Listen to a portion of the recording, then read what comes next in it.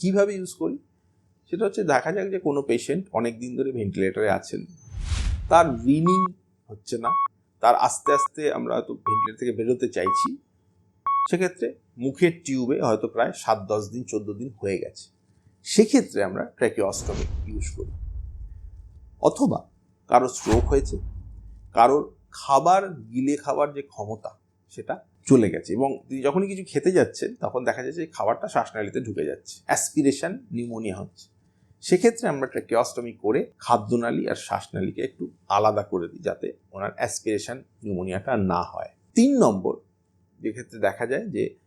অনেক সময় ট্রমা পেশেন্টদের ক্ষেত্রে, যাদের ক্ষেত্রে ফেসিয়াল ইনজুরি হয়েছে, তাদের ক্ষেত্রেও কিন্তু এই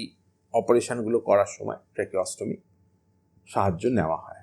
আর চতুর্থত আরও কিছু রোগ আছে, স্ট্রোক কিংবা যাদের মাসল উইক আছে, সেই সমস্ত রোগে লং টার্ম ট্র্যাকিওস্টমি ইউজ করা হয়।